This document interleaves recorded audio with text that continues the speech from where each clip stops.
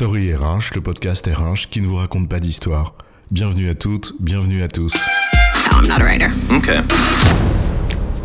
Je me suis laissé dire que lorsqu'on te posait une question, tu répondais par une question, c'est vrai ça ? Ah oui ? Qui t'a dit ça ? Dans cet épisode, nous vous proposons de vous questionner sur la diversité, promouvoir la diversité. Qu'est-ce que ça veut dire ? Que souhaitons-nous promouvoir ? C'est quoi l'histoire ? Pour commencer, que veut dire promouvoir la diversité ?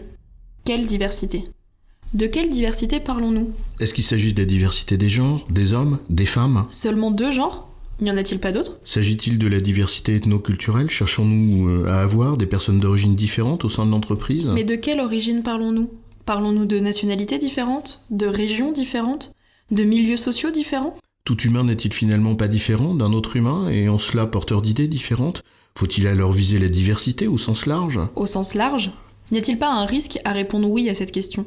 N'y a-t-il pas un risque à lisser, à ignorer les différences entre les catégories, qu'elles soient sociales, genrées, ethniques ? Promouvoir tout le monde, revient-il à promouvoir personne ? N'y a-t-il pas aussi un risque à réfléchir en catégories, en cases et en frontières ? N'y a-t-il pas des catégories de diversité, genre, race, handicap, religion, que l'on souhaite promouvoir particulièrement ? Certaines plus que d'autres ? Pour pallier des déséquilibres déjà existants ? Mais alors, il y aurait une hiérarchisation de diversité ? À quoi sert la promotion de la diversité ? Que cherchons-nous à promouvoir ? La diversité des idées ? Des opinions ? N'est-ce pas cette diversité précisément, diversité d'opinions, qui permet à l'entreprise de créer, d'innover, de se mouvoir et de ne pas s'enfermer dans ses habitudes ? Nous voulons alors que cette diversité cohabite, non ? Qu'elle cohabite ? Seulement ?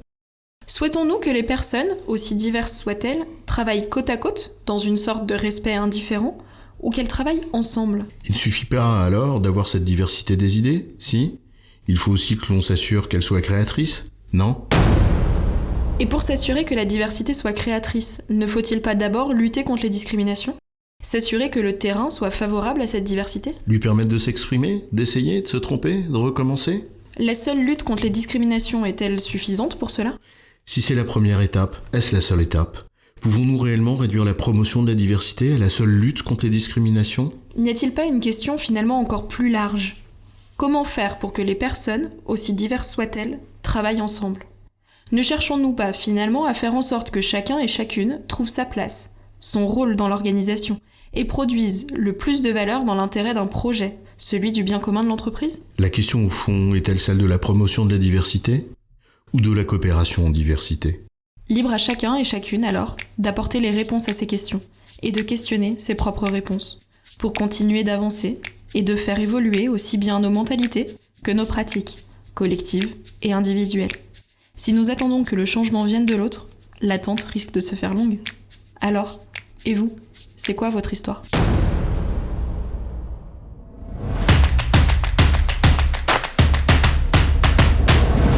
Story RH, le podcast RH qui ne vous raconte pas d'histoire. Retrouvez tous les épisodes sur storyrh.fr.